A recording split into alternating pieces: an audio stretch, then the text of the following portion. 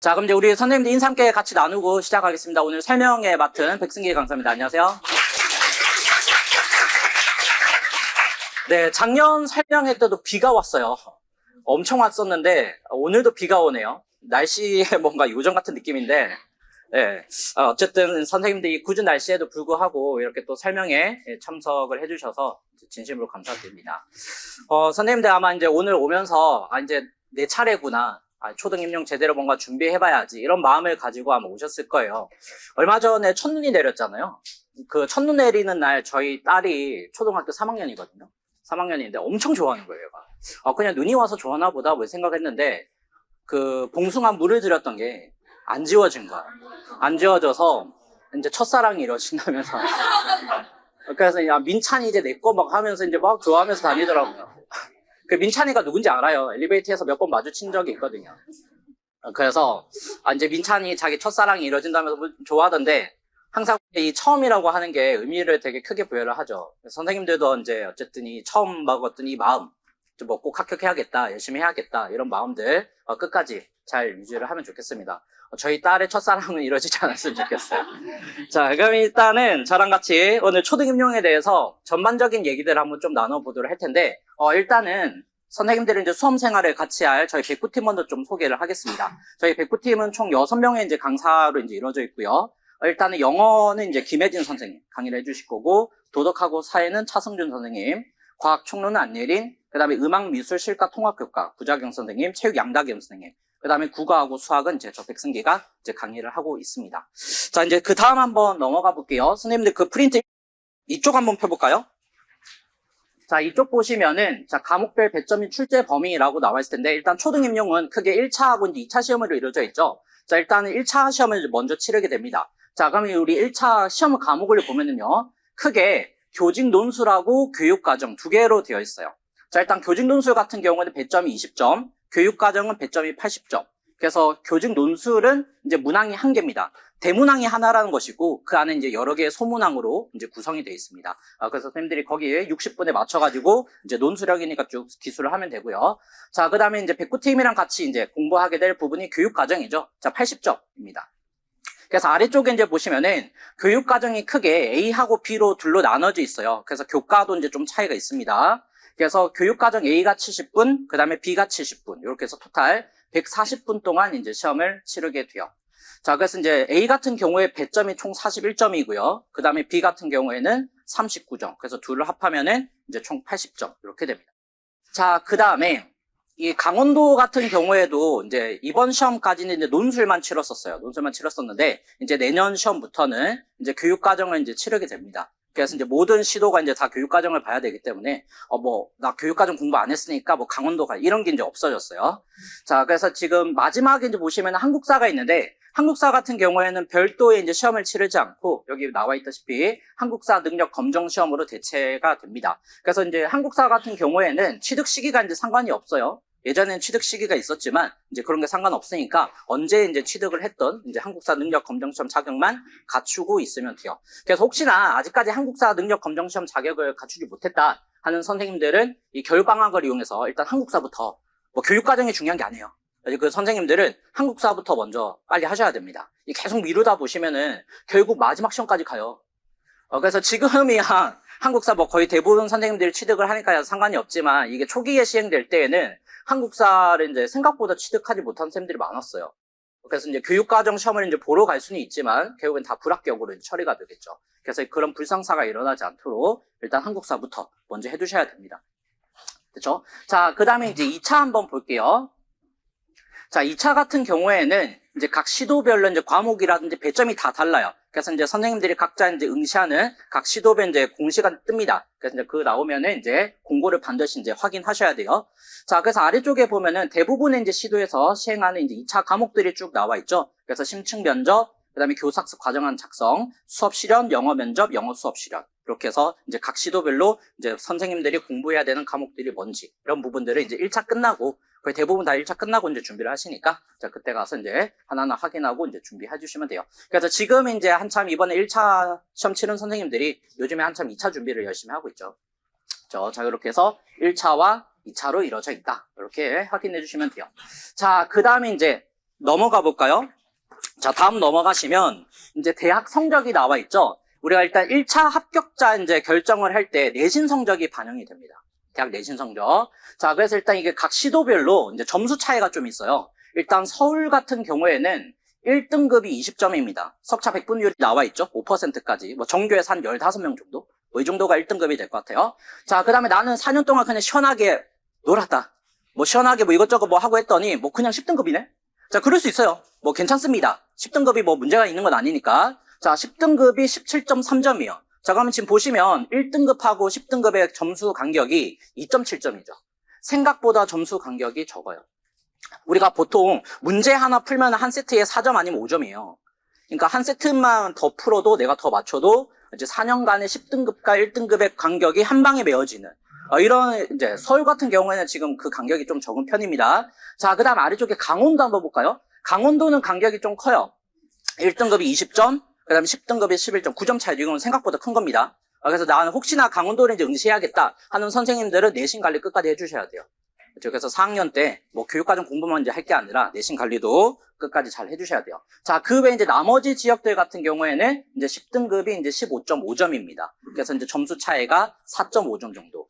그러니까 흔히 이제 교육과정에서 한 세트 정도 더 맞추면 이제 뭐 뭔가 커버할 수 있는 뭐 그런 점수 차라고 보시면 돼요. 그래서 생각보다 내신이 이제 반영되는 것들이 아직까지는 비중이 강원도를 제외하고는 그렇게 큰 편이 아니에요.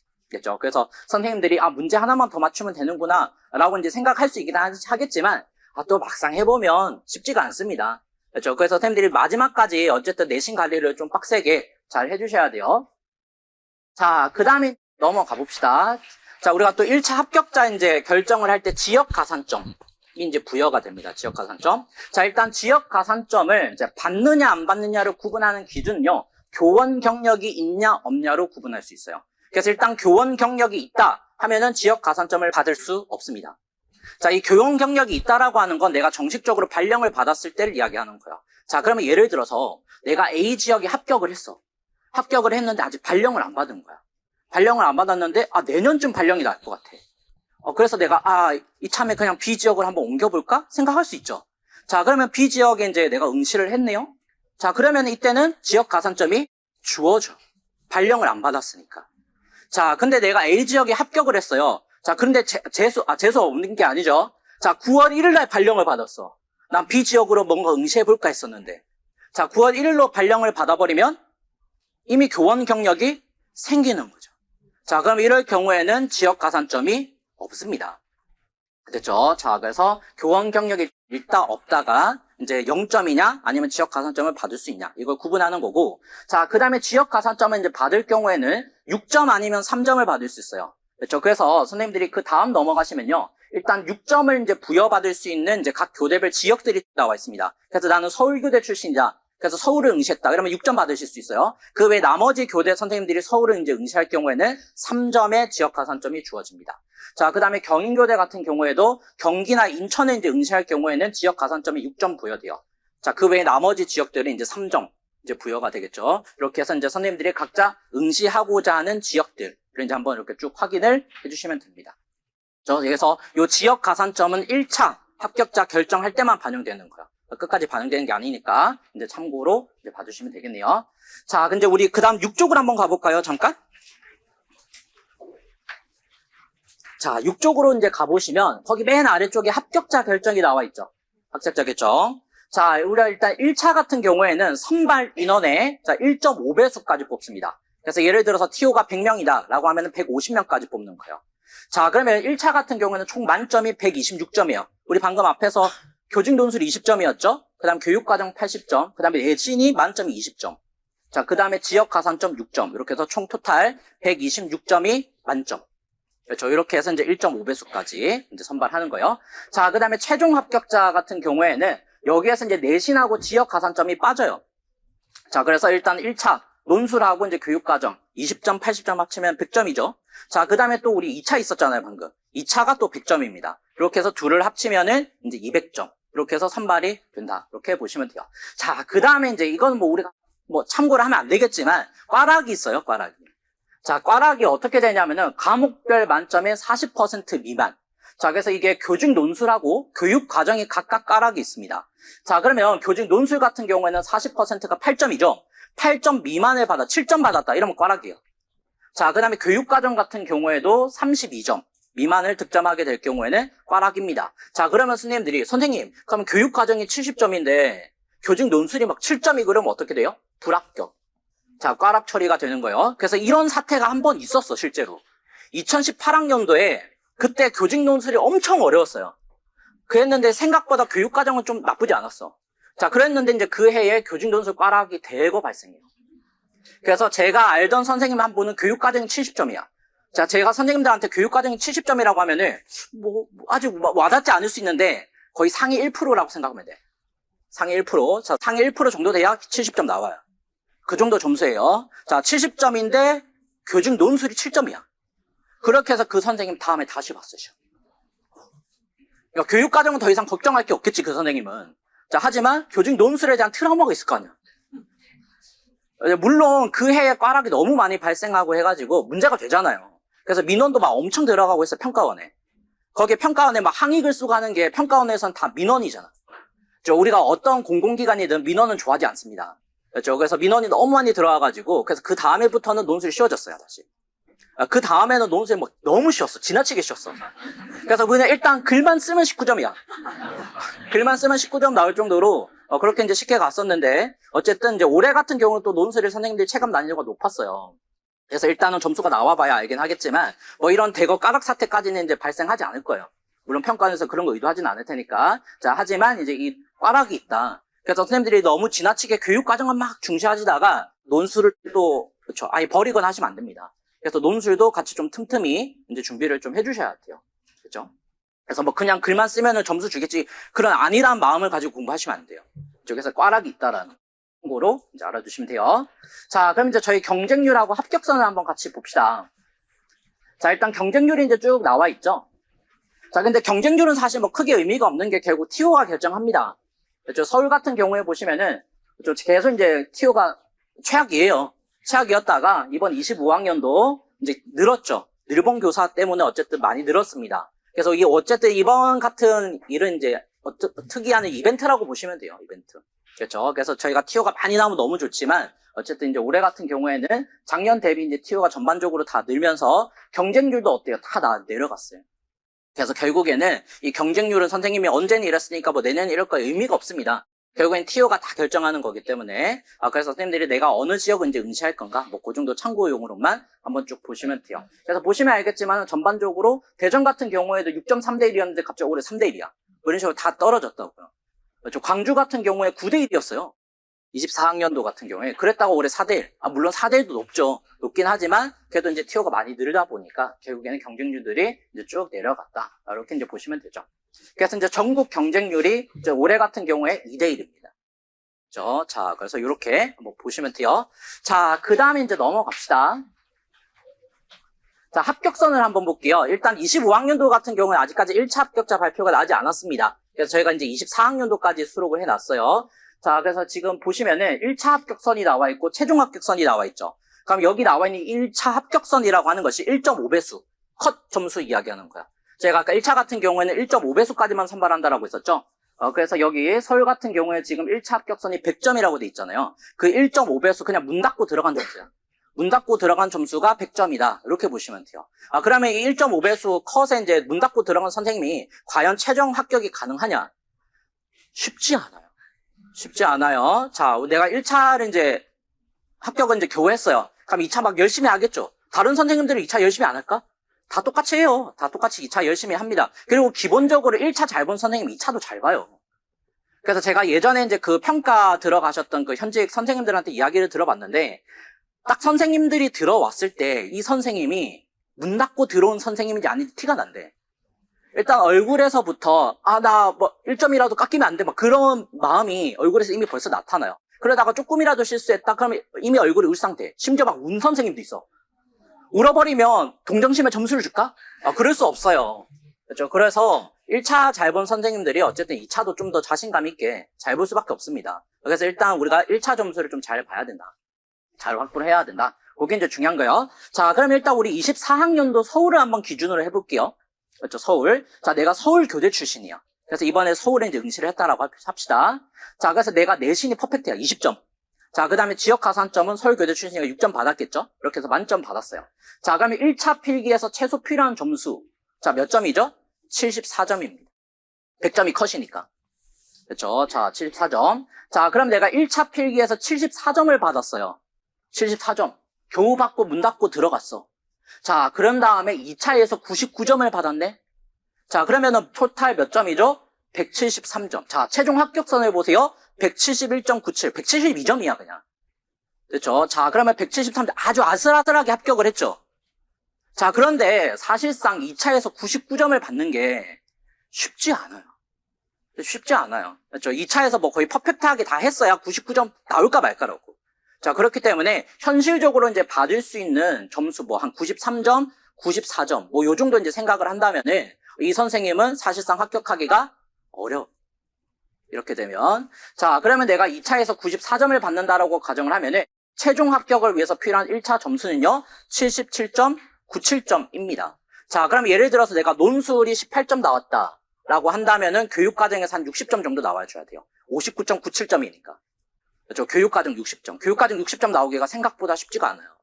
그렇죠? 선생님들이 제가 뭐 60점, 70점 뭐 계속 이야기하면은 아직까지 그 정도도 못 맞나? 80점 중에서 80점 중에 60점을 못 맞아? 나 안 나와? 뭐 이런 생각을 할 수 있을 텐데 생각보다 1.1점 받기가 매우 힘듭니다. 이 시험 자체가. 이따가 문제 샘플들을 쭉 보여드릴 텐데 공부해야 될 것들이 어마무시해요.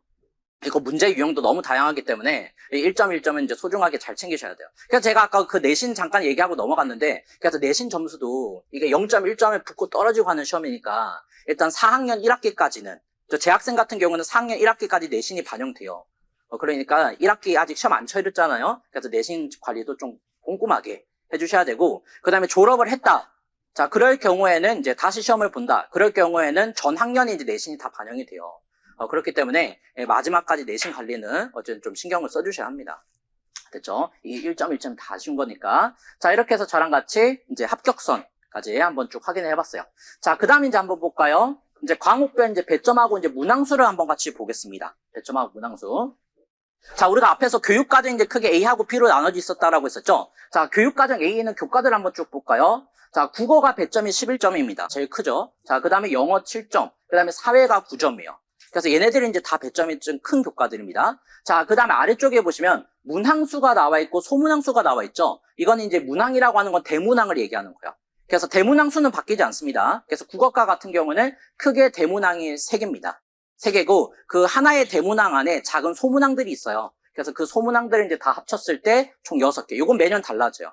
그래서 6개가 될 때도 있고 뭐 8개가 될 때도 있고 9개가 될 때도 있고 그래요. 그렇죠? 그래서 이제 소문항은 뭐 크게 신경 쓸 필요가 없고 이제 배점 정도만 보시면 돼요. 배점. 자, 그다음에 교육과정 B도 한번 봅시다. 자, 수학이 배점이 일단 제일 크죠. 11점. 그래서 국어 수학 합치면 22점이에요. 그래서 우리가 수능에서도 국어 수학이 중요하듯이 이제 결국에는 이제 임용에서도 국어 수학이 일단 배점이 제일 큽니다. 시수가 이제 제일 많죠. 초등학교 나가면은. 자, 그다음에 이제 오른쪽에 보시면 과학이 이제 9점이에요. 배점이 크죠, 역시. 자, 그다음에 체육이 예체능 중에서 배점이 큽니다. 8점.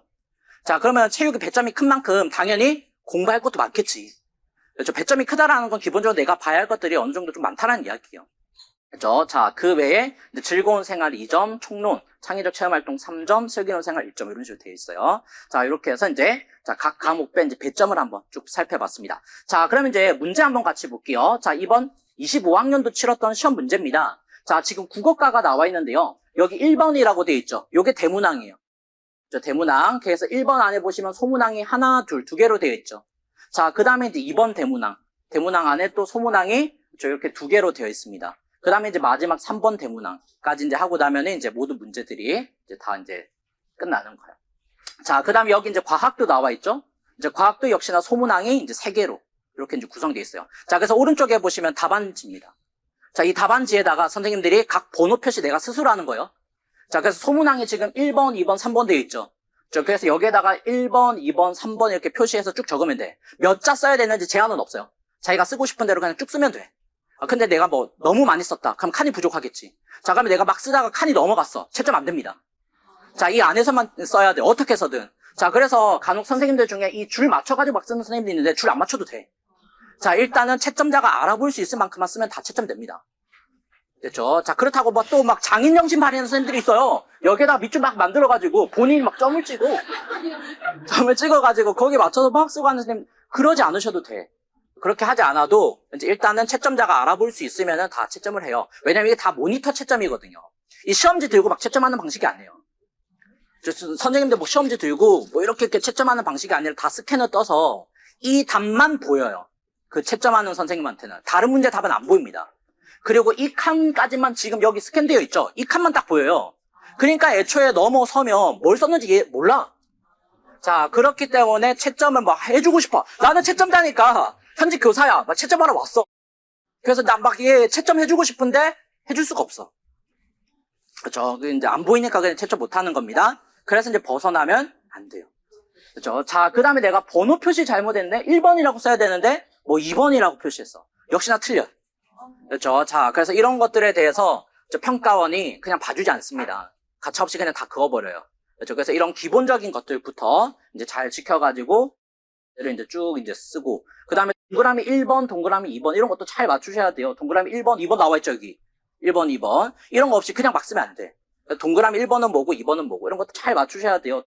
그래서 이제 나중에 이제 모의고사 보고 하실 때도 이 답안 양식 어떻게 작성해야 하는가 이런 유의사항들도 한번 좀 꼼꼼하게 읽어보고 그냥 막 문제 풀고 이러면 안 됩니다. 이런 것들 잘 지켜서 이제 답안 작성하고 이제 연습하시면 돼요. 자, 그럼 이제 저랑 같이 이 교육과정 이제 문제가 그럼 어디에서 이제 출제가 되는가? 자, 요걸 한번 좀 살펴보도록 할게요. 자, 이 교육과정 문제는 크게 이제 네 파트에서 이제 출제가 됩니다. 자, 선생님들 그 프린트에는 없을 거예요. 그냥 가볍게 보시면 돼요. 어차피 1년 내내 볼 부분이니까. 자, 우리 교육과정 문제는 크게 자, 4개 영역에서 이제 출제가 됩니다. 자, 먼저 첫 번째가 국가수준 교육과정이에요. 자, 이 교육과정은 교육부에서 만든 문서입니다. 선생님 아마 학부 때 한번 다 봤을 겁니다. 그래서 각 교과마다 성격은 뭐고, 목표는 뭐고, 내용 책에 이제 내용은 어떻게 이루어져 있고, 그 다음 어떻게 가르쳐야 되고, 평가해야 되고, 이런 것들을 쭉 법조문처럼 딱딱하게 적어놓은 문서죠. 자, 이게 이제 교육과정입니다. 그래서 이 교육과정에서 이제 문제가 출제가 돼요. 자, 그러면 아무래도 교육부에서 고시한 문서다 보니까 암기를 해야 문제를 풀어요. 이해고 자시고가 없습니다. 그렇죠? 여기는 그냥 암기를 해야 기본적으로 일단 문제를 푸는 거야. 물론 내가 하나도 암기를 안 했으면은 추론해서 풀어야지. 추론해서 이제 쓰면 되겠지만 그렇게 해서 뭐 맞추기가 사실상 쉽지가 않겠죠. 내가 암기를 깔끔하게 했다. 3초면 풀어요. 어차피 3시간 줘도 못 푸는 겁니다. 이런 문제들은. 자, 그러면 문제가 어떻게 출제가 되는지 한번 봅시다. 자, 이번 시험에 나왔던 겁니다. 영어 교육과정 문제요. 그래서 보시면은 2022 개정 영어과 교육과정에 제시된 용어로 쓰세요. 이렇게 돼 있죠. 출처가 명확해. 자, 그럼 볼게요. 2022 개정 영어과 교육과정 내용 체계에서 지식 이해를 살펴보면 언어와 이것으로 구분하여 학습 내용을 제시하고 있어요. 이렇게 돼 있어요. 그래서 여기 들어갈 용어가 뭘까요? 하고 물어봤는데 자, 안 외웠으면 추론이라도 해봅시다. 자, 뭘까? 이거. 자, 언어와 자, 원문을 보여드릴게요. 자, 여기 똑같죠? 그대로. 지식 이해서는 언어와 맥락으로 구분하여 이렇게 돼 있어요. 자, 그래서 정답은 맥락. 이번 시험에 나왔던 문제입니다. 그렇죠? 자, 이런 식으로 외우면 3초 만에 풀어요. 이런 것들은. 하지만 내가 외우지 않았으면 선생님들 방금 웅성웅성 하죠? 자, 이런 분위기야. 이런 느낌이라고요. 자, 그 다음에 지금 영어 교육과정 같은 경우에는 2022 개정 영어 교육과정에 제시된 하고 출처가 아주 명확하죠. 근데 출처가 없는 경우도 있어. 자, 이번 시험 문제를 또 한번 같이 볼게요. 자, 국어 문제입니다. 국어. 자, 여기 보시면은 이번에 자, 쓰기의 정의적 요인 평가상의 유의점을 한번 써봐. 이렇게 돼 있어요. 자, 근데 여기는 어때요? 교육과정의 근거 이런 말이 없죠? 내가 미리 캐치해야 돼. 그렇죠? 자, 이건 감으로 캐치를 해야 됩니다. 자, 그러면 지금 여기 관찰 기록지가 나와 있어요. 양땡땡 학생 보세요. 쓰기에 대한 인식과 글을 쓰는 이유에 대해서 확인이 필요함. 그러면 한 번 평가하면 안 되겠지. 확인이 필요하니까 계속 평가를 해줘야 될 거야. 자, 그 다음에 임땡땡 학생들 볼까요? 자, 쓰기에 관심이 없는 건지 쓰기 불안이 높은 것인지 불분명함. 불분명하니까 확인하려면은 한 번 평가하면 안 되겠지. 계속 평가해야 돼. 그럼 뭐라고 써야 될까? 계속 평가해. 이렇게 쓸까? 자, 역시나 교육과정에 있는 용어로 써야 될 거잖아요. 자, 우리 교육과정 볼게요. 줄거리입니다, 또. 자, 이렇게 돼 있어요. 자, 선생님들 눈이 침침하니까. 자, 제가 밑줄 그어드릴게요. 자, 태도와 같은 정의적 측면을 평가할 때는 일회적, 평가보다는 누적적으로 평가하고, 자, 그럼 키워드가 뭘까? 누적적이라고 써줘야 돼요. 그래서 이제 이 말이 들어가. 계속적이나 누적적이나 선생님들이 그냥 비슷한 거 아니야? 라고 할 수 있겠지만 항상 문서에 고시된, 그렇죠? 자, 이 용어들이 이제 결국 채점 기준에 있는 용어들이 되는 겁니다. 자, 이렇게 해서 보니까 어때요? 말이 되죠, 이제. 그렇죠? 문제하고. 자, 이런 식으로 이제 교육과정 문제들이 만들어지는 거야. 그래서 이제 출처가 명확하게 나올 때도 있고 안 나올 때도 있다. 안 나왔을 때는 아, 이걸 물어보겠지 하고 내가 생각해서 지레 짐작해서 맞춰서 써줘야 돼요. 됐죠? 자, 이렇게 해서 이제 저랑 같이 교육과정 문제를 한번 살펴봤습니다. 자, 그 다음에 이제 두 번째는요, 지도서 총론하고 교육론이요. 선생님들 아마 실습 나가셔서 지도서 한번 다 봤을 겁니다. 앞부분에 보면 막 교육론 내용들이 있죠?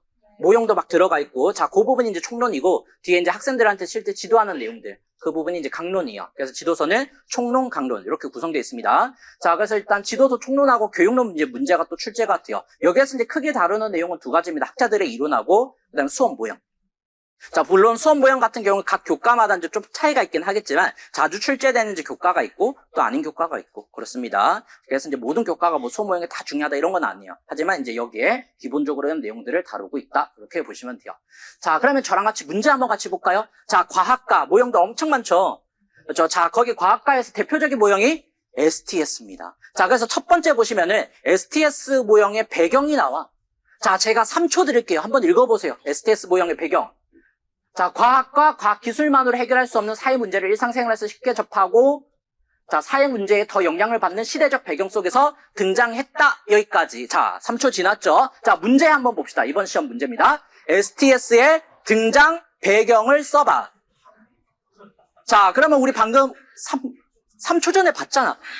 자, 봤으니까 그걸 한번 써봅시다. 자, 어떻게 써야 될까, 방금? 밑줄 친 내용 그대로 쓰라고 나와 있죠? 자, 그럼 방금 외웠던 거, 봤던 거, 자, 그대로 쭉 써주시면 돼요. 됐죠? 자, 이렇게 해서 이제 STS의 배경. 물론, 이대로 똑같이 다 안 써도 돼요. 여기에서 역시나 키워드 채점이기 때문에, 자, 필요한 키워드들 중심으로 이제 선생님들이 이제 써주시면은 어느 정도 또 채점이 됩니다. 물론 여기에서 벗어난 핀트가 약간 벗어난 것들도 키워드만 들어가면은 또 이제 정답으로 인정이 돼요. 그래서 이제 생각보다는 이제 인정해주는 답안이 좀 넓기 때문에 그죠? 선생님들이 일단 기본적으로 모범 답안은 이러하다 이렇게 이제 보시면 돼요.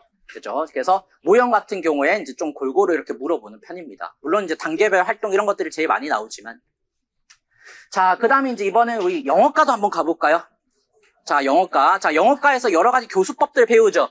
자, 그러면 지금 왼쪽에 수업 장면입니다. 자, 선생님이 문장으로 이야기를 해요. Touch your mouth 라고 했더니 학생들이 듣고 이해를 했는데 말을 하지 않아. 뭐해?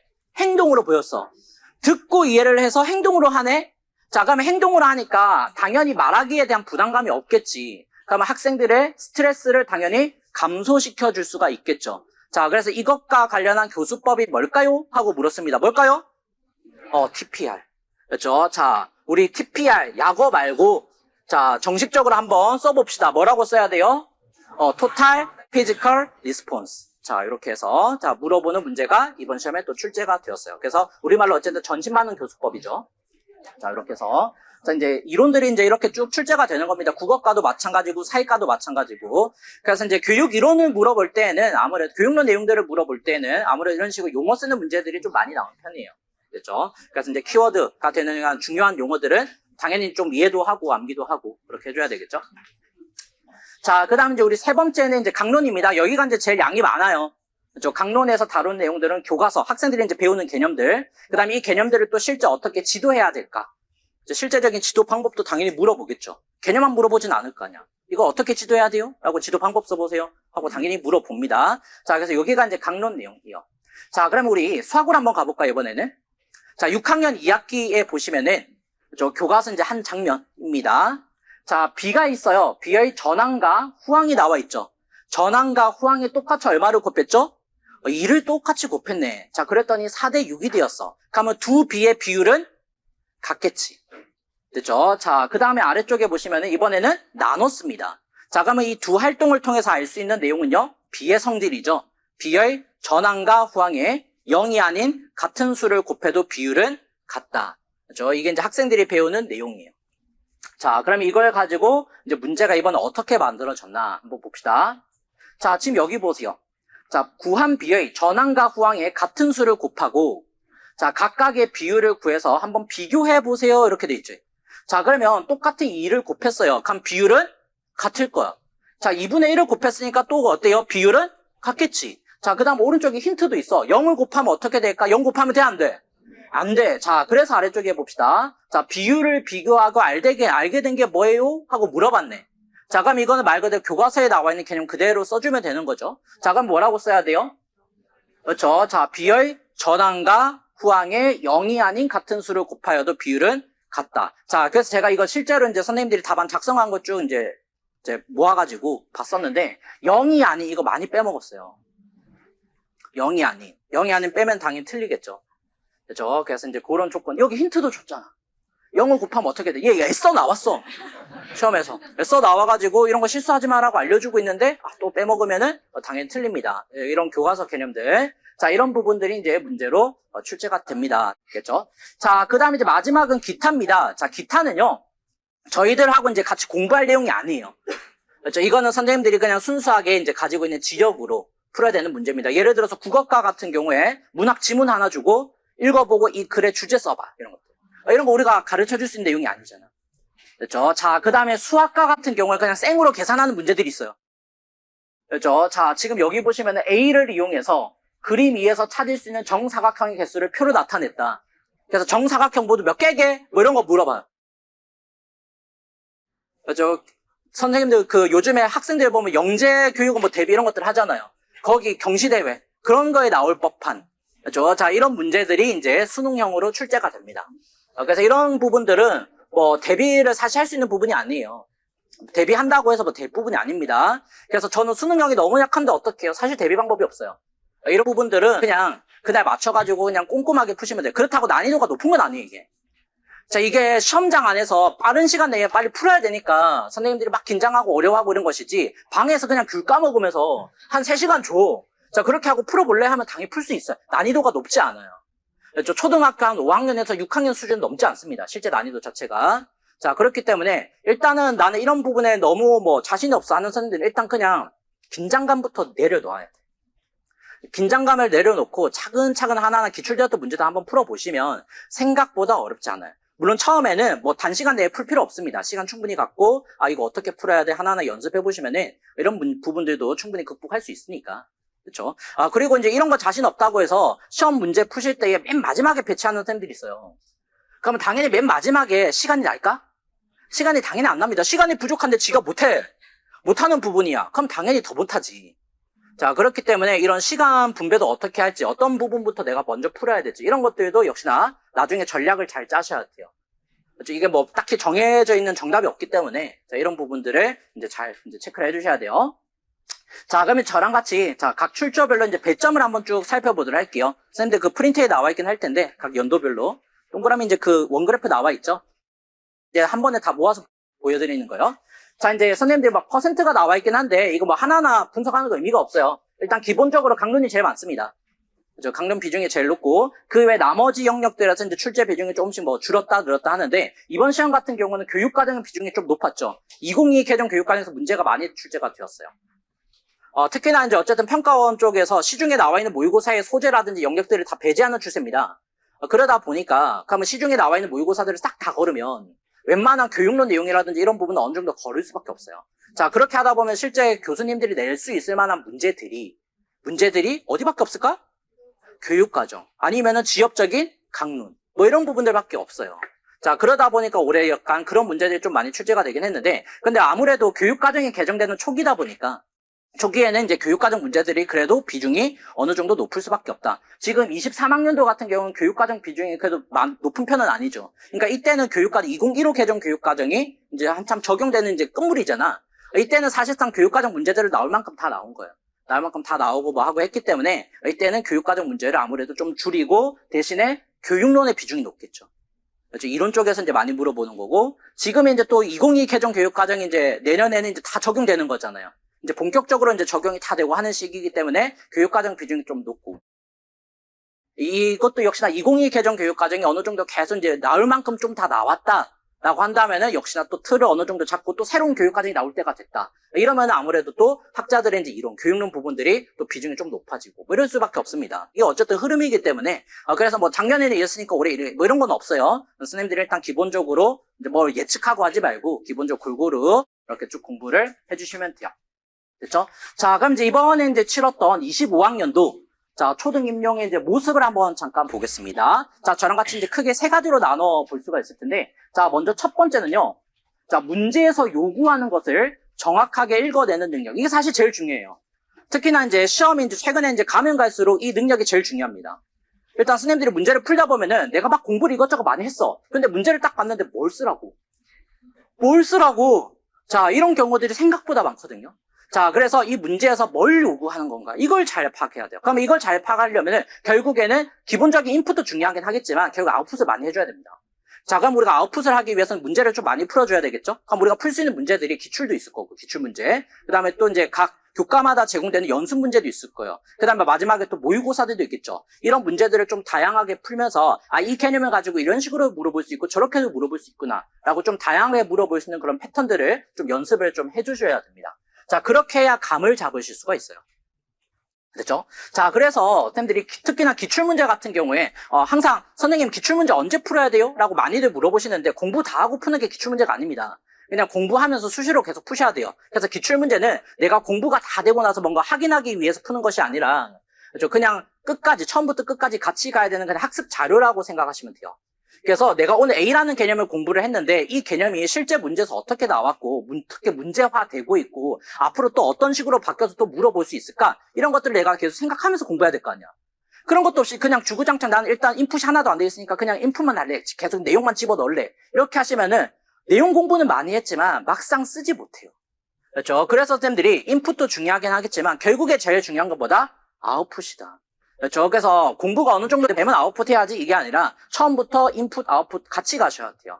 처음엔 당연히 답이 잘 안 써지겠지. 안 써지지만 누구나 처음엔 잘 안 써져요. 자, 안 써지지만 그걸 처음부터 계속 쓰는 연습을 조금씩 하셔야 됩니다. 기출문제를 통해서. 그다음 또 연습문제 제공되면 연습문제도 한번 풀어보시고.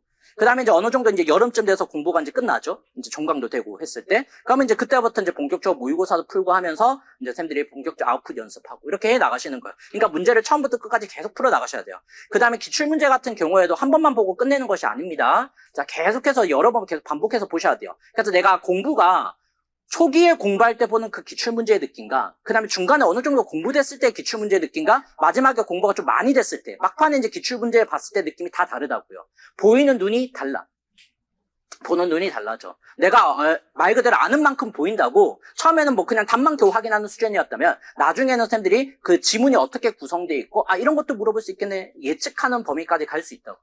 그렇죠? 그 수준까지 이제 공부가 되려면은 어쨌든 기출을 계속 여러 번 보셔야 된다. 그렇죠? 자, 그러면 저랑 같이 이번 시험 한번 볼게요. 자, 국어과 나왔던 문제요. 국어과. 자, 지금 여기 보시면은 교사가 자, 밑줄 친 니은을 리을로 수정한 이유를 이렇게 바꾼 이유를 쓰기 과제의 실제성 측면에서 두 가지 쓰세요. 이렇게 돼 있어. 자, 그러면 지금 니은을 보니까 우리 문화재를 보호하자라는 주제로 제안하는 글쓰기를 학생들에게 쓰기 과제로 주려고 해요. 근데 이걸 어떻게 바꿨어? 리을. 우리 학교의 개선해야 할 점을 찾아 교장 선생님에게 제안하는 편지를 써서 전달하기. 이렇게 바꿨어. 자, 그러면 쓰기 과제가 바뀌었죠? 자, 그러면 이렇게 바뀐 이유를 쓰기 과제의 실제성 측면에서 써봐. 두 가지 쓰는 겁니다. 자, 그러면 선생님들이 쓰기 과제의 실제성이 뭘 뜻하는 거야? 이게 뭘 실제 하라는 거야? 이거를 캐치할 수 있어야. 그래야 거기에 맞춰서 쓰겠죠. 안 그러면 그냥 글짓기밖에 안 돼. 자기 나름대로 그냥 교육과정을 창조하고 나오는 거라고. 자, 그렇게 하면 안 되겠죠. 자, 그래서 여기에서 이 쓰기 과제의 실제성이라고 하는 것은 결국 상황 맥락의 실제성을 얘기하는 겁니다. 자, 그럼 우리가 쓰기의 상황 맥락이라고 하면은 독자, 목적, 주제, 매체, 자, 이런 것들이 상황 맥락 요소에 들어가요. 내가 쓰기를 할 때 필요한 요소들 직접적으로. 자, 그래서 여기 보시면은 이 세 가지 내용들 중에서 두 가지를 맞춰서 적으면은 정답이 되는 거예요. 자, 그러면 일단 볼까? 여기 독자가 있어, 없어? 없어. 이 쓰기 과제는 독자가 없었어. 근데 아래쪽에는 갑자기 누가 등장해? 교장 선생님. 뜬금없이 교장이 왜 등장했을까? 교장이 무슨 역할을 하는 거야? 독자. 그렇죠? 그래서 독자 나왔죠? 자, 그 다음에 주제가 우리 문화재를 보호하자. 이게 학생들한테 와 닿을까? 실제적이지 않아. 자, 근데 아래쪽에 보니까 우리 학교에 개선해야 할 점. 이게 주제래. 그럼 주제가 어떻게 바뀌었어? 현실적으로 바뀌었지. 그죠? 그래서 학교 생활에서 겪게 되는 주제로 선정하도록 했다. 주제. 그죠? 자, 그 다음에 위쪽하고 비교를 한번 해보세요. 또 뜬금없이 나온 게 누구야? 편지. 자, 편지는 결국 뭐야? 매체. 수단이잖아요. 내가 글을 쓰기 위한 수단. 그래서 매체를 구체적으로 구현시켰다. 이렇게 해서 이제 독자, 주제, 매체. 자, 여기에 목적도 들어가긴 하는데 목적은 바뀌었어, 안 바뀌었어? 안 바뀌었어. 어차피 설득이 목적이잖아. 그죠? 자, 그렇기 때문에 설득이 목적이라는 건 공통사항이죠. 자, 그 외에 나머지 세 가지의 차이가 있습니다. 그죠? 그 세 가지 중에서 이제 차이점들을 두 가지 적어주는 거. 생각보다 쉽지 않은 문제, 이런 것들. 올해 스님들이 뭘 쓰라는 거야? 어려웠던 문제입니다. 자, 이런 식으로 뭔가 포장지가 막 쌓여져 있다고요.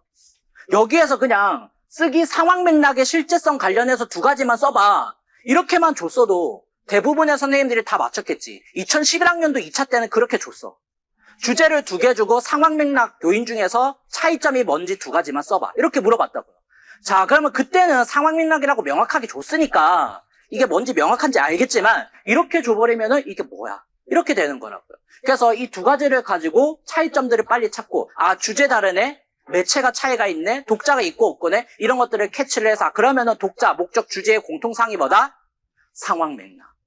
이라고 하는 이런 식으로 이제 이끌어내는 연습이 되려면 문제를 푸셔야 돼. 이게 단순히 뭐 글만 읽는다고 해서 이런 능력이 길러지지 않는다고요. 그래서 선생님들이, 자, 기본적으로 저희랑 같이 강의 이제 들으면서 배경 지식을 쌓죠? 배경 지식을 쌓았으면 결국에는 문제를 풀면서 이런 감을 기르셔야 돼. 그렇죠. 그래서 공부가 이 초등임용이라고 하는 게 완성형 공부가 아닙니다. 우리 끝까지 완성하지 못하고 들어가요. 범위도 너무 많고 문제 유형도 워낙 다양하고 생각지도 못했던 문제도 나와요, 당연히. 강의에서 한 번도 다루지 않았던 내용도 물어봅니다. 그렇죠. 자, 그렇기 때문에 완성형이라는 건 없어요. 끝까지 그냥 내가 최선을 다하다가 들어가는 건데, 그래서 선생님들이 인풋, 아웃풋 둘 다 같이 병행해서 해주셔야, 그래야 이제 막판까지 감을 키울 수가 있어요. 그렇죠. 그래서 문제 푸는 거 중요하다. 틀리는 거에 대해서 두려움을 가지시면 안 돼. 선생님들이 수능할 때야 뭐 거의 이제 상위는 이제 수능 등급이 막 잘 나오고 했으니까, 아, 그때야 이제 문제 풀고 이런 거에 막 자신감도 있고 하겠지만, 이 공부 처음 하시다 보면 다 틀려요. 이제 다 틀립니다. 그럼 막 짜증나지, 스트레스 받지. 하지만 틀리면서 그냥 공부하는 거다. 그래서 틀리는 거에 대해서 스트레스 받지 마세요. 그렇죠. 그냥, 아, 뭐 또 틀렸네. 뭐 그냥 이렇게 확인하시면 돼요. 또 틀렸네. 또 틀렸네. 내가 그렇지 뭐 하면서 그냥 이제 확인하고 넘어가시면 돼요. 실제 시험에서 안 틀리면 되지. 그렇죠. 우리는 그게 목적이라고요. 마지막까지 계속 이제 감 잡는 게 중요하다. 자, 그 다음에 두 번째 봅시다. 평가원은 늘 새로운 걸 추구한다. 좀 전에 얘기했었죠. 한 번도 안 나왔던 거 계속 나옵니다. 그래서 나는 24년 동안 그냥 기출됐던 것만 공부할래. 뭐 물론 그럴 수 있지. 자, 그래서 기본적으로 기출된 얘기는 이건 기본으로 깔고 가셔야 되겠죠. 그래서 24년 동안 기출되었던 것만 순수하게 공부하시면은 한 절반 맞아요. 한 40점 정도 맞을 수 있습니다.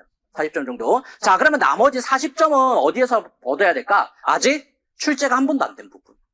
이런 부분에서 계속 끊임없이 나온다고요. 그래서 선생님들이 일단 기출된 거는 기본이니까 이거 먼저 공부하시고, 거기에 플러스 이제 알파로 해서 계속 확장하면서 공부를 해 나가셔야 돼요. 그렇죠? 그래서 일단 기출된 거를 핵심으로 먼저 공부하신다. 그 다음에 나머지는 플러스 알파로 계속 확장이 나간다. 자, 이런 방식으로 공부하시면 돼요. 자, 그 다음에 이제 마지막은 실제 수업 능력 평가를 고려한 문항들. 실제적인 지도 방법을 써봐. 이런 식의 문제들이 계속 늘어나고 있습니다. 우리가 실제 수업 능력은 원래는 2차 때 평가하잖아요. 수업 실현을 통해서. 근데 그걸 1차에서도 평가하는 문항들이 계속 늘어나고 있다라는 거예요. 자, 그래서 선생님들이 이 부분과 관련해서는 공부를 하실 때 내가 성취 기준을 딱 봤어. 그럼 이 성취 기준에 도달하기 위한 구체적인 활동은 뭘까? 이걸 머릿속에 그리고 2줄 또는 3줄로 내 말로 쓸 수 있어야 돼요. 자, 저희가 프린트를 드리면은 프린트의 내용들이 상당히 많습니다. 거기에 지도 내용도 있고 유의사항도 있고 뭐 여러 가지 내용들이 쭉 있겠죠. 근데 그걸 선생님들이 그냥 눈으로 쭉 훑기만 하시면 안 돼요. 거기에는 내용이 상당히 많기 때문에 뭐 열 몇 줄 뭐 이렇다고. 그렇다고 시험지에 방금 아까 답안지 보셨잖아요.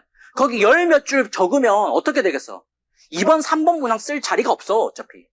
그렇죠? 그리고 나머지 그렇게 쓰면은 당연히 시간 부족합니다. 그렇게 다 못 풀어요. 자, 그래서 선생님들이 프린트에 있는 내용들을 그냥 고지고대로 그대로 받아들이신 게 아니라 내 말로 다시 2줄 또는 3줄로 줄이셔야 돼요. 그렇죠? 자, 2줄 또는 3줄로 계속 줄여 나가면서 정리를 해 나가셔야 됩니다. 그래서 결국에는 선생님들만의 단권화 자료를 만드셔야 돼. 그렇죠? 그래서 이거 어떻게 지도해야 돼? 라고 물어봤을 때 2줄 또는 3줄로 쫙 적지 못하면 실제 시험에서도 적기 힘들어. 평소에 그 연습이 안 돼 있는데 실제 시험 가서 그게 갑자기 되나? 안 된다고요. 그렇죠. 그래서 이제 항상 지도 방법 이런 것들 2줄 또는 3줄로 줄이는 연습. 저희는 어쨌든 자료를 원문 형태로 드릴 수밖에 없잖아요. 이제 그 부분들을 선생님들이 이제 직접 줄이는 역할들을 좀 해주셔야 됩니다. 그렇죠. 자, 그래서 이제 이런 문제들을 깔끔하게 빨리빨리 캐치해서 풀어낼 수가 있어요. 그래서 올해 나왔던 문제 한번 잠깐 볼까요? 수학 문제입니다. 자, 문제 2번이 이렇게 나와 있죠. 교과서에 보면 이런 문제들이 나와요. 자, 그래서 자, 문제 1을 비례배분 활용을 위한 수업에서 활용할 때 학생들에게 제시할 수 있는 그렇죠. 문제 2의 옳은풀이 과정과 답을 한번 써봐. 그래서 이 문제를 학생들에게 실제 어떻게 지도해야 돼? 이걸 물어보는 거잖아요. 그렇죠. 이런 식으로 이제 실제 지도 방법들을 이제 물어봅니다. 그래서 이런 문항들이 계속해서 여러 교과에서 다 증가를 하고 있다. 이렇게 보시면 돼요. 됐죠? 자, 이렇게 해서 저랑 같이 자, 초등교육과정 전반적인 내용들에 대해서 한번 같이 얘기를 나눠봤습니다. 자, 그 다음에 이제 바로 이어가지고 안예린 선생님이 저희 1년 동안 진행된 커리큘럼에 대해서 이제 짧게 또 이제 말씀드릴게요. 자, 고생 많았습니다. 우선 제 소개부터 하고 시작하도록 하겠습니다. 저는 백호팀에서 과학과 총론 강의를 맡고 있는 안예린입니다. 반갑습니다, 우선. 저 이 시간이 가장 떨리고 1년 중에서 뭔가 두근두근 되는 그런 시간이에요. 왜냐하면 저희가 1년 강의를 하면서 선생님들이 직접 보는 적이 한 번도 없거든요. 이게 처음이자 마지막인 시간이어가지고 굉장히 이 시간 좀 소중하고 또 떨리는데요. 알차게 15분 한번 보내보도록 할게요. 자, 우선 우리 커리큘럼 우리 자료를 한번 보시면 맨 뒤쪽에 커리큘럼 자료 있을 거예요. 다 보고 계시죠? 그거 가지고 설명을 드릴게요. 우선 이번 백호팀에서 가장 먼저 달라진 점은요. 우리 개강일자가 당겨졌어요. 좋은가요? 자, 이게 당겨진데 이유는 일단 보니까 12월에 음악 기초이론 강의라고 이렇게 진행이 되는데요. 이 강의는 뭔가 새로운, 아예 없던 게 새로 생긴 건 아니고 원래 이제 구장현 선생님께서 음악 강의를 하시는데 강론에서 진행하던 내용 중에서 우리 강론이면은 실제로 학생들이 배우는 음악 내용이죠. 그 중에서 이제 여러분들 중에 특히나 음악을 다들 개 이름도 몰라요. 이런 분들이 되게 많아요. 그래서 이제 그런 분들을 위해서 음악의 기초적인 내용을 먼저 이제 방학 때 좀 하셔라 하는 의미에서 개강을 좀 일찍 합니다. 여러분들이 항상 고민이 많거든요.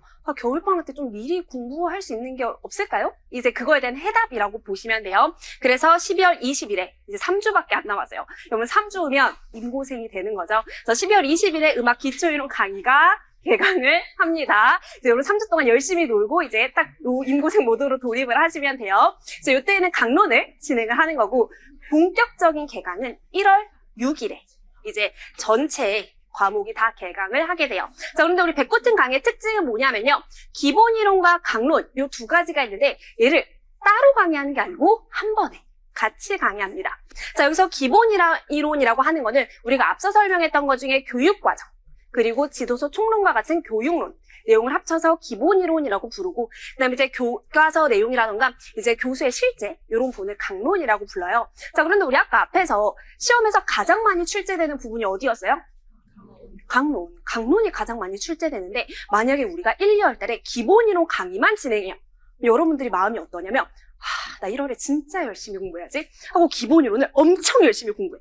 근데 그거 뭐 한 10점, 20점밖에 안 나온단 말이에요. 그래서 공부의 방향성을 잃어버려요. 그래서 우리가 일단은 강론을 중심으로 해서 이 강론과 관련된 교육과정 내용들 그리고 교육론 내용들 이거 같이 엮어서 이제 강의를 진행을 합니다. 그리고 이게 우리 실제 임용 문제와도 유사해요. 실제 문제가 출제될 때도 강론 내용을 바탕으로 해서 교육과정 묻고 교육론 내용 묻거든요. 그래서 이렇게 임용 문제 스타일에 맞게 강의를 함께 진행을 하고요. 그리고 이때 우리가 그냥 강의만 진행하는 게 아니고 문제풀이도 함께 진행을 해요. 우리 아까 가장 기본이 되는 게 어떤 거였다?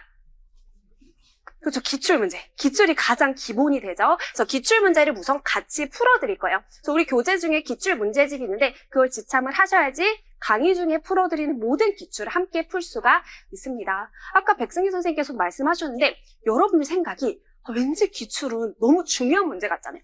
그래서 공부 다 끝내고 나 이제 잘 풀 수 있나? 확인해야지 하고 막 아껴놔요. 근데 아끼다 보면 7월, 8월엔 풀 시간이 없어요. 그때는 할 게 더 많거든요. 그러니까 절대 여러분 아끼지 마시고요. 기출문제는 그냥 나침반이에요. 어떻게 문제가 나왔지? 그럼 나는 이렇게 공부해야겠다. 이걸 알려주는 나침반이기 때문에 우리 강의가 진행될 때 꼭 함께 푸는 거를 기출문제로 하셔야 되고 내가 공부를 잘했나? 알아볼 때 푸는 문제는 연습문제.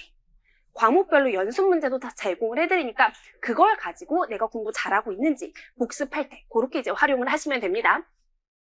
그리고 또 이제 우리 백구팀의 특징 중에 하나는 아까 6분의 선생님이 강의를 진행하신다라고 했죠. 그렇다 보니까 뭐 국어가 다 끝나고 수학을 나가고 수학을 다 끝나고 과학을 나가고 이런 식으로 강의가 진행되는 게 아니라 동시에 여러 과목이 함께 나갈 거예요.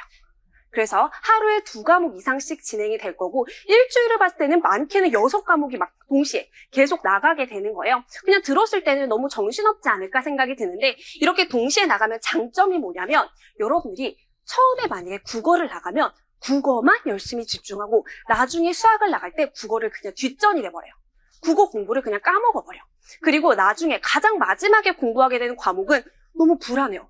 나 아직 수학 한 번도 못 봤는데 벌써 6월이야? 어떡하지? 그래서 그런 불안감을 좀 줄여줄 수 있겠죠. 그래서 동시에 여러 과목을 함께 진행하게 됩니다. 요거 이제 이따가 뒤쪽에 업로드 포피 오면서 다시 보시면 돼요. 그래서 이렇게 이제 1월부터 6월까지 해서 7월 첫째 주에는 전체 강의가 종강하게 됩니다. 그래서 이렇게 하면은 이제 더 이상 강의 들을 게 없나? 하는데 하나 조금 남아있어요. 뭐냐면 영어 복습 심화 강의. 요게 남아있는데 이게 뭐냐면요. 우리가 앞에서 영어 강의를 진행을 하세요. 김혜진 선생님께서 진행을 하시는데 가장 처음에 진행하다 보니까 이제 한 7월쯤 되면 얘를 많이 까먹어. 그리고 또 특히나 영어 같은 경우에는 기본 이론밖에 없거든요. 영어는 강론이 없어요. 그래서 여러분들이 이걸 되게 열심히 공부하려고 하시는데 그러다 보니까 중등도 받을 것 같고 뭔가 우리 교재에 있는 원문 말고 실제로 이 교육론 서적에 써 있는 또 다른 원문도 또 보고 싶단 말이에요. 그래서 그거를 이제 대비해 줄 수 있는 복습 심화 강의가 진행이 됩니다. 이 강의 같은 경우는요, 필수적으로 듣는 강의는 아니고 나 진짜 영어 100점 맞을 거야. 100점은 아니죠. 영어 만점 맞을 거야. 1점도 놓칠 수 없어. 라는 그런 분들이 선택적으로 이제 나는 더 공부를 잘하고 싶다 하시는 분들이 선택적으로 수강을 하시면 돼요. 그래서 이렇게 7월 첫째 주까지 하면은 이제 모든 강의는 종료가 됩니다. 이제 강의는 들을 게 없어요. 그럼 이제 뭐 해야 될까요, 여러분들? 문제풀이를 해야죠.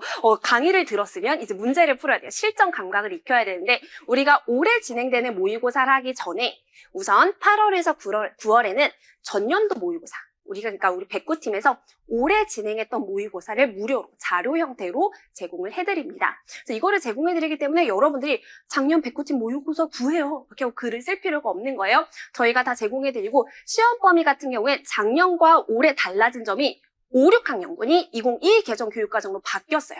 그 부분은 다 수정을 해서 드리니까 여러분들이 우선은 방학 때 전년도 모의고사를 가지고 스스로 좀 점검을 해봐요. 그리고 나서 이제 9월에서 10월이 되면 드디어 실전 모의고사를 진행을 합니다. 자, 우리 총 3개의 모의고사 진행하는데요. 가장 중요한 게 바로 1회차 모의고사. 이게 가장 중요해요. 왜냐하면 1회차 모의고사는요. 전국 동시 진행 현장 모의고사로 진행을 합니다. 즉 전국 교대에서 동시에 함께 시험을 보는 거예요. 이렇게 여러분들 모여있는 것처럼 동시에 실제 시험장처럼 시험을 보거든요. 이 기회가 흔치가 않아요. 여러분들이 그냥 내가 혼자서 문제집 뽑아가지고 봉투 모의고사로 받아서 집에서 푸는 거랑 이렇게 모여서 실제 시험장처럼 푸는 거랑 긴장감이 달라요. 그래서 이거는 여러분들이 내가 조금 자신이 없어도 왠지 9월이면 나 좀 못 볼 것 같거든요. 자신이 없어도 꼭 신청해서 꼭 봤으면 좋겠어요. 그리고 이 현장 모의고사의 또 다른 혜택은 뭐냐면 여러분들이 현장 모의고사를 보고 나서 이 답안지를 제출을 하잖아요. 그럼 저희가 모두 다 채점을 해드립니다. 그래서 채점해서 여러분들의 점수, 나의 등수, 내가 지원하고자 하는 지역에서의 등수까지 나와요. 그럼 이제 원서 접수 전에 요게 결과를 알려드려요. 이걸 바탕으로 해서 이 정도면 내가 지원해봐도 되겠다. 또는 내가 요 정도니까 이 부분을 보충해서 좀 더 공부를 해야겠다. 요거에 쓸 수 있으니까 여러분들이 요거를 놓치지 않고 꼭 봤으면 좋겠습니다. 그리고 나서 이제 2회, 3회는 봉투로 여러분 집으로 다 배송을 해드립니다. 2회, 3회는 각자 여러분들이 자유롭게 푸시면 됩니다. 여기까지 하면 우리의 1차가 끝이 났어요. 굉장히 빨리 끝났죠. 자, 이 1차가 여러분들 1년 길 것 같았는데 금방 끝나요. 지금 생각해봐요. 자, 3주만 지나면 인강을 들어야 돼요. 인강을 듣다 보면은 뭐 이제 열심히 해볼까? 좀 적응하려고 했더니 3월 학교 개강을 했어요. 너무 정신없죠. 인강만 들을 때도 정신없는데 학교 수업까지 들으려니까 더 힘들어. 근데 갑자기 4월, 5월에 실습을 또 나가래요. 그래서 실습을 하고 오니까 인강이 막 밀렸어. 몇십 개를 더 들으래. 그래서 열심히 듣다 보니까 방학이 되고 방학하니까 인강이 종강을 했네? 그리고 나서 이제 여름방학에 열심히 공부해야지 했더니 방학 끝나고 모의고사 보래요. 어떡하지? 모의고사 몇 개 보니까 시험을 보래. 요렇게 여러분 진짜 1년이 가거든요. 그래서 1년 어떻게 보내? 생각하지 말고 금방 끝난다.